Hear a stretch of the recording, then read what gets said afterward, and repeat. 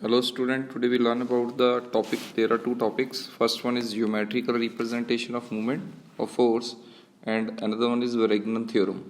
तो ये वेरिग्नन थ्योरम है, ये बेसिकली जो फर्स्ट टॉपिक है geometrical representation of movement of force, उससे ही होगा ये. तो सबसे पहले हम geometrical representation of movement of force देखते हैं. इसकी डेफिनेशन है, तो डेफिनेशन रीड करते हैं. Geometrically the movement of force about a point. I suppose ये मैंने ना एक फोर्स ले ली, एक ग्रीन कलर की जो रे है, ये इसको फोर्स मान लिया. I suppose this one is F, this force is F. Then we have to find movement of a force about a point. Suppose ये जो पॉइंट है इस पर हमने निकालनी है, इसका कोई भी नाम ले लेते हैं. I suppose the point is P. ठीक है, इसको पी ले लिया हमने. इस पॉइंट पे हमने मूवमेंट ऑफ फोर्स निकालनी है. तो according to definition is twice the area of triangle. Twice the area of triangle. यहाँ से एक ट्राइंगल क्रिएट करते हैं हम. तो ये जो ट्राइंगल क्रिएट करेंगे उसके हिसाब से हमने देखना है. आई सपोज ये मैंने एक ट्राइंगल क्रिएट कर दिया, यहाँ से लेके यहाँ तक ये, और इसको हमने ज्वाइन कर दिया, तो एक ट्राइंगल बन गया. ठीक है, तो वो कहता है twice the area of triangle. जो इसका एरिया ऑफ ट्राइंगल इसका ट्वाइस कर दो. Having its base line representing the force. ये बेस लाइन फोर्स को रिप्रेजेंट करती है completely. And apex is as a point about which the movement is required. Apex मतलब वो किनारा जिस पे हमने मूवमेंट निकालनी है. तो मतलब कहने की बात ये है, अभी हमने क्या प्रूफ करना है. हमने ये कहना है भाई जो मूवमेंट ऑफ फोर्स है, movement of force F at point P, at P, that is force into perpendicular distance. The distance is d. ये perpendicular distance ही मान लिया, that is perpendicular d. This is a moment of force. तो पहले हमें moment of force पता लगी. अब हम area of triangle निकालते हैं. Area of triangle A B F रख लेते हैं area of triangle का. Area of triangle A B F, इसको यहाँ पर area डाल दीजिए. Area of triangle A B F is, area of triangle क्या होता है, half base into height. Base जो है वो ए बी है, वो एफ के बराबर है. हाइट है वो डी के बराबर है. यानी आप टू को उस साइड ले जाइए. Twice of area of triangle A B F is equal to F into D. That is F into D is movement, that is movement of force. Movement of force यानी सीधी सी बात है, आपको ये चीज़ समझ में नहीं है. सपोज मैंने मान लिया ये एक ट्राइंगल है, ठीक है, इस पर फोर्स है 2 न्यूटन, ये डिस्टेंस है 3 मीटर. तो जो मूवमेंट ऑफ फोर्स है वो एरिया ऑफ ट्राइंगल जो भी आपका निकालेंगे उसका डबल कर देंगे. जैसे एरिया ऑफ ट्राइंगल क्या हुआ, हाफ बेस इंटू हाइट, तो इसका क्या कर देना आपने, डबल कर देना, इंटू 2 कर दिया. तो ये आपका मूवमेंट ऑफ फोर्स, देखो फोर्स इंटू परपेंडिकुलर डिस्टेंस आ गया ना. यानी एरिया ऑफ ट्राइंगल का डबल करना. तो यही वेरिग्नन थ्योरम में यूज़ होगा. तो बस आपको ये याद रखना है, जो भी आपने जैसे ये एरिया लिया ट्राइंगल का, ये जो फोर्स है इसके कारण जो इस पॉइंट पे मूवमेंट है वो इस एरिया ऑफ ट्राइंगल का डबल कर दीजिए, उसके बराबर है. ठीक है सर, याद हो गया. Now we go to Varignon theorem. This theorem states that algebraic sum of movement of any two forces. Any two forces means I suppose मैंने मान ली 2 फोर्सेस लेते हैं थोड़ी सी. पहली फोर्स ये ले ली, ठीक है, और दूसरी फोर्स ये ले ली. There are 2 forces. इसका कलर अलग कर लेते हैं, थोड़ा ईजी समझ में आ जाएगा. सपोज मैंने ले ली एक रेड कलर की फोर्स, 2 फोर्सेज होगी. ठीक है, दोबारा पढ़ते हैं. The theorem states that algebraic sum of movements of any two force about any point in their plane. जैसे ये 2 फोर्स है, एक को मैंने मान लिया F1, दूसरे को मान लिया मैंने F2. इसका जो मूवमेंट है किसी पॉइंट पे, सपोज मैं मूवमेंट ना इस पॉइंट पे ले लेता हूँ, ये पॉइंट कोई O है, इस पे मैंने निकालना है दोनों फोर्स का. तो यहाँ से चलो पहले अभी डेफिनेशन क्लियर करते हैं.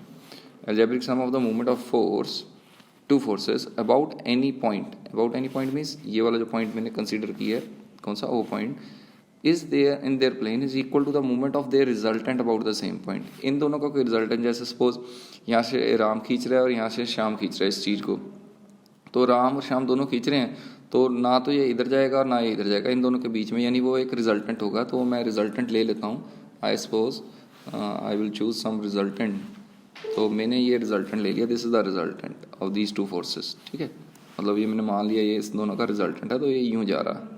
तो ये आपको यहाँ तक समझ में आना चाहिए. This is the resultant. Now अब हम क्या करेंगे, डायग्राम को पूरा कंप्लीट करते हैं. तो पहले हम सारा डायग्राम कंप्लीट करते हैं, हम ज्वाइन कर लेते हैं सारी रेस को जो बच गई हैं. ठीक है, तो सबको चूज़ करके जब पैरेललोग्राम जो ट्राइंगल बन जाएगा उससे हमारा क्वेश्चन ईजी हो जाएगा. सपोज पहले इसको इससे ज्वाइन कर लिया. हाँ, ये मैंने दोनों एक ही लाइन में रखे हैं जान के भी थोड़ा सा ईजी हो जाए डायग्राम. तो दिस वन, एंड इसको यहाँ से ज्वाइन करते हैं हम. दिस वन, ठीक है। तो this one is resultant basically, ठीक है। अब पहले देखो मोमेंट ऑफ फोर्स, अब ट्राइंगल का नाम रख लें, ठीक है। ये ए है, ये बी है, ये सी है और ये डी है, ठीक है। 4 पॉइंट ले लिए हमने मोमेंट ऑफ फोर्स, पहले हम ना मोमेंट ऑफ फोर्स F2 और F1 की निकालते हैं। Moment of force F1 at O, सारे की O पे निकलनी है, चाहे F1 है चाहे F2 है। Twice of area of triangle, देखो F1 कौन सा ट्राइंगल बना रहा है, चेक करो। F1 जो ट्राइंगल बनाएगा, ये वाला ट्राइंगल बनाएगा, यानी ये लाइन मैंने खींचनी पड़नी है मुझे, है ना, तो ये ट्राइंगल बनेगा। F1 का ऊपर ट्राइंगल यही बन रहा है, तो हम इसको भी ज्वाइन करते हैं। तो ये भी मैंने ज्वाइन कर ली, ठीक है। तो ये जो एरिया ऑफ ट्राइंगल है, कितना है, twice of area of triangle AOB। समझ में आ गया, समझ में आ गया, क्योंकि ये फोर्स ने O पॉइंट पे ये ट्राइंगल बनाया तो उसका ट्वाइस लिख दिया। Similarly we have to calculate movement of force F2 at O पे F2 के कारण। अब F2 के कारण आपको नजर आ रहा है ये F2 है, तो F2 के कारण O पे जो अगर ट्राइंगल बन रहा है वो ये बन रहा है, दैट इज AOD, ठीक है सर, ये लिख लेते हैं, that twice of triangle AOD। अब इन दोनों को ऐड कर लें तो moment of force F1 and F2 की वैल्यू दोनों के एडिशन में आ जाएगी। तो अभी मैं लिख लेता हूँ, लेकिन शायद मैं इसको रब कर दूँ। Moment of force F1 and F2 दोनों की O पॉइंट O पर, तो अगर ट्वाइस तो बाहर ही निकाल लीजिए, area of triangle AOB plus AOD।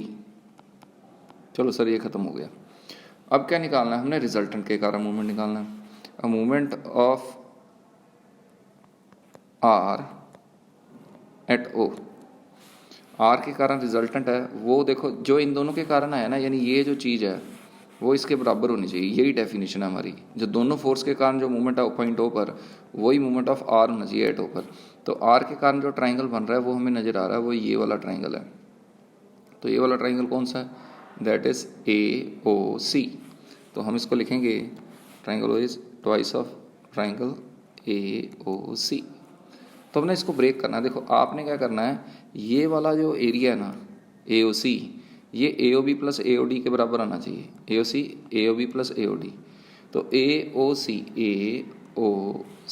ये वाला एरिया है, ये आपका देखो AOB और AOD के बराबर आना चाहिए। AOD तो ऑलरेडी है किस में, AOC में। देखो AOC में, ये वाले में AOD तो ऑलरेडी, यानी आपको ये वाला ट्राइंगल को बताना पड़ेगा अभी बाकी किसके बराबर होगा। देखो अभी अभी अभी ये डेरिवेशन थोड़ी करप्ट होती है, मतलब डिफिकल्ट होती है, ध्यान से देखना है।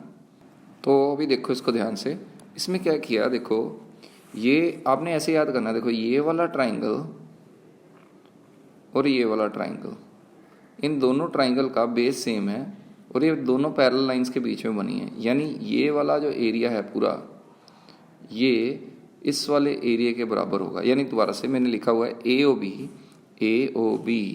Is equal to ACB। तो ये वाला और ये वाला एरिया बराबर है, क्योंकि ये दोनों पैरेलल लाइन में है और दोनों का बेस सेम है।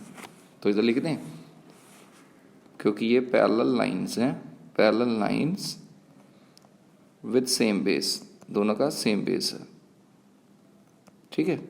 दूसरी चीज ACB जो है, अगर हम बात करें ACB, ये बिल्कुल देखो ये पैरेललोग्राम है पूरा, तो ये आधा ACB हो गया तो आधा ADC हो गया, यानी ACB किसके बराबर है, ACD के, क्योंकि ये दोनों हाफ हाफ हो गए।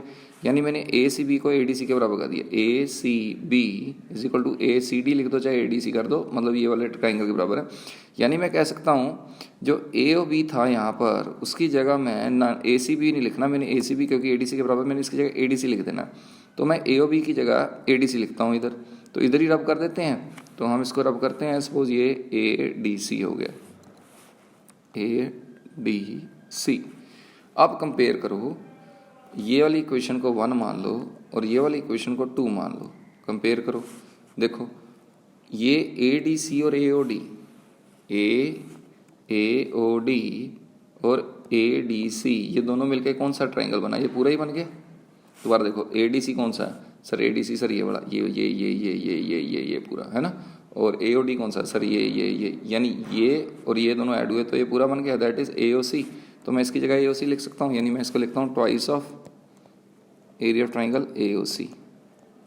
तो इसको फर्स्ट मान लो, ठीक है, ऐड करने के बाद, और इसको सेकंड मान लो, तो देखो ये दोनों बराबर है ना, ये और ये बराबर हैं, यानी movement of resultant at O and movement of forces of F1 and F2 are same.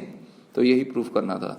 तो बेटा this one is very important, this is 10 mark question, ठीक है, ये 10 मार्क क्वेश्चन है, तो ये आता होता है, प्रूफ भी इसका, स्टेटमेंट बड़ी ईजी है, आपने याद करना है। Okay, thank you.